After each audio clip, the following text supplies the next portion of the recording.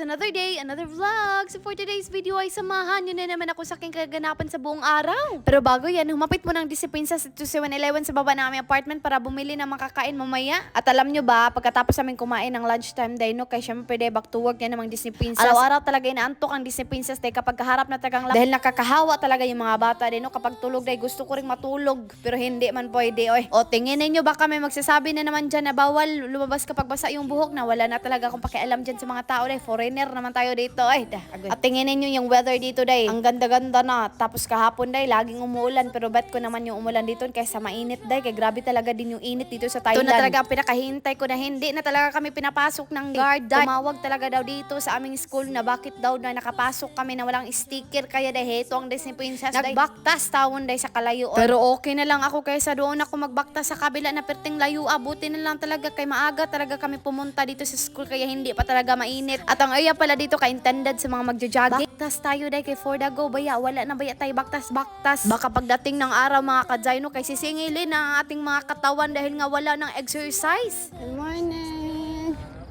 Good morning.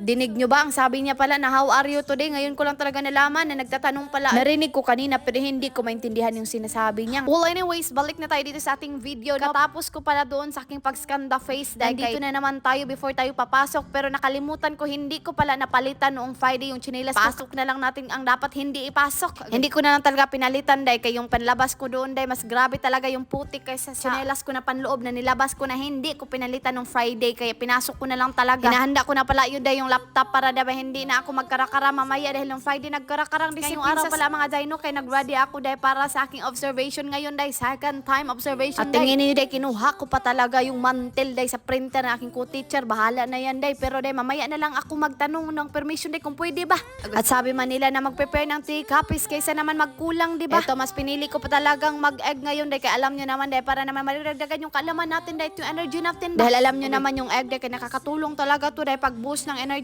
boost energy dahil hindi ba dahil basta nakadagdag to ng kalaman dahil ewan ko lang po yun yung sinasabi nila hindi ko alam dahil kung ako lang ba ganito pero mostly talaga sa mga babae na magli-lipstick dahil pero tanggalin din naman.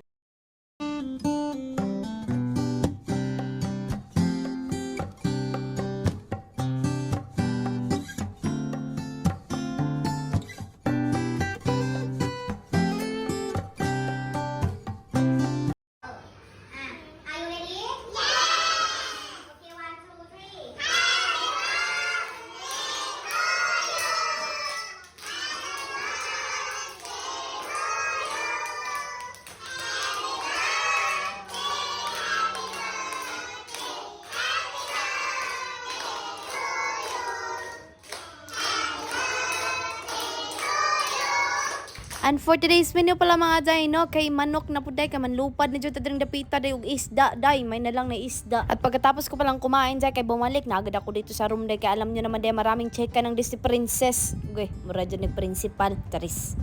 So ang aking chinekan mga Jaino, kay kanina pala yung activities sa aming observation, o for the video yan, pagkatapos ko palang mag-check sa kanilang activities, kay dito ko nilalagay yung kanilang mga activities para naman day hindi talaga mawala.